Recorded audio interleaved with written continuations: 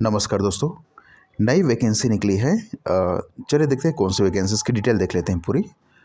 कार्यालय अधिष्ठता स्वर्गीय बिसाहू दास महंत स्मृति चिकित्सा महाविद्यालय कोरबा छत्तीसगढ़ से।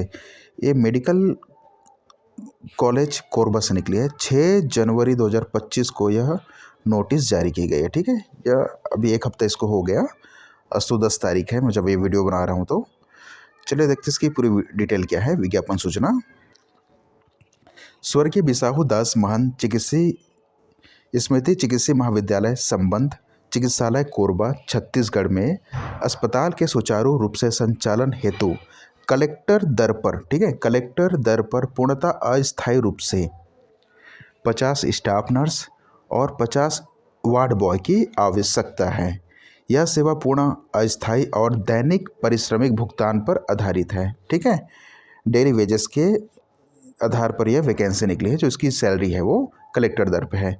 इच्छुक एवं पात्र अभ्यर्थी निर्धारित दिनांक 6 जनवरी 2025 से 16 जनवरी 2025 शाम 5 बजे तक कार्यालय संयुक्त संचालक सह अस्पताल अधीक्षक स्वर्गीय बिसाहू दास महंत स्मृति चिकित्सा अधीक्षक महाविद्यालय संबंध चिकित्सालय कोरबा छत्तीसगढ़ के कार्यालय में निर्धारित प्रपत्र में आवेदन आमंत्रित किए जाते हैं, जिसके लिए निर्धारित योग्यता निम्नानुसार है। योग्यता देख लीजिए इसकी। स्टाफ नर्स के पद हेतु बीएससी नर्सिंग उत्तीर्ण होना चाहिए। विज्ञापन जारी होने के दिनांक से पहले से उसकी कंप्लीट हो जानी चाहिए और जीवित पंजीयन होना चाहिए। ठीक है, और वार्ड बॉय वार्ड आया की जो पोस्ट है इसमें 8वीं पास मांगा गया है। ठीक, और नोट में एक पॉइंट लिखा है, उपरोक्त पदों पर चयन छत्तीसगढ़ शासन के द्वारा समय समय पर जारी आदेश एवं निर्देशों का पालन करते हुए किया जाएगा एवं पद संख्या परिवर्तनीय है। ठीक है, ये उसकी फॉर्म की प्रारूप है। अच्छा ठीक है, अब दोस्तों इसमें समस्या क्या है। जो विज्ञापन तो निकाल दी गई है, ठीक है, लेकिन विज्ञापन में समस्या यह है कि न इसमें चयन प्रक्रिया की डिटेल है, पहला चीज़। दूसरी, इसमें आवेदन प्रक्रिया किस प्रकार से की जाएगी। ठीक है, कि वहाँ पे हॉस्पिटल में जाके स्वयं के द्वारा उपस्थित होकर जमा करेंगे फॉर्म को कि स्पीड पोस्ट के माध्यम से करेंगे। क्या स्पष्ट एक लाइन लिख देने में इनका क्या जाता है। एक्चुअली क्या है, विद्यार्थी गणित से कंफ्यूज हो जाते हैं कि भाई वहाँ स्वयं जाके उपस्थित होकर आवेदन करनी है कि स्पीड पोस्ट के माध्यम से करना है। और मेरे हिसाब से तो यहाँ पे आप लोग को स्पीड पोस्ट के माध्यम से आवेदन करने की गलती ना करिएगा, शायद स्वीकार नहीं करेंगे, स्वयं उपस्थित होकर ही इसमें आवेदन करिएगा।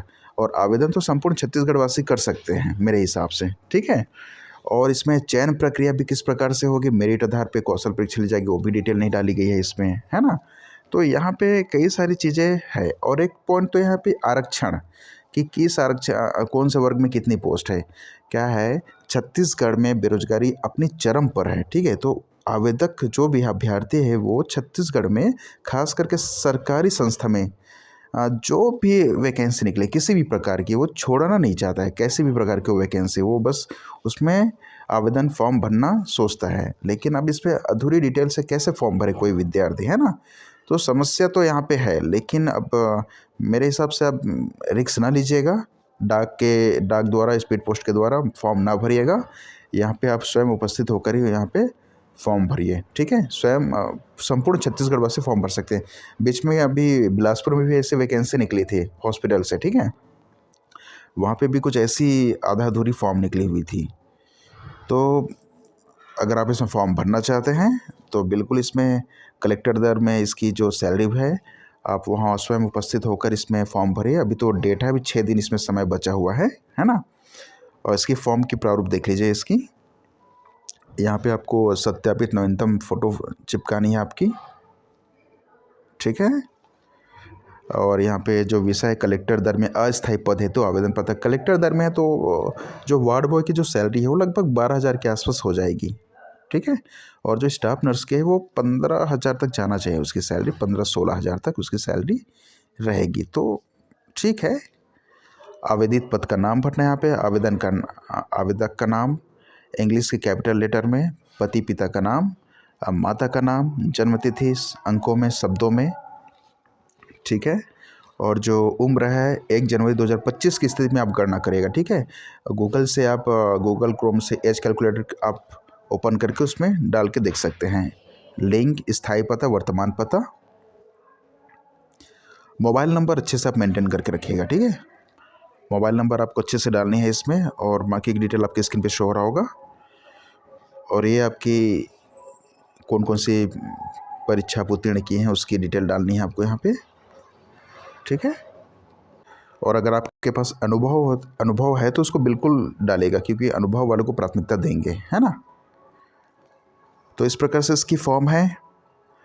तो इसकी पीडीएफ अगर आपको चाहिए तो हमारे टेलीग्राम से जुड़ के आप वहाँ से डाउनलोड कर लीजिए। इसकी वेबसाइट से भी आपको मिल जाएगी, और इसकी अपडेट आपको समय समय पर मिले इसके लिए आपको हमारे यूट्यूब चैनल को सब्सक्राइब कर लीजिए और टेलीग्राम चैनल को भी ज्वाइन कर लीजिए, है ना। वीडियो देखने के लिए धन्यवाद दोस्तों।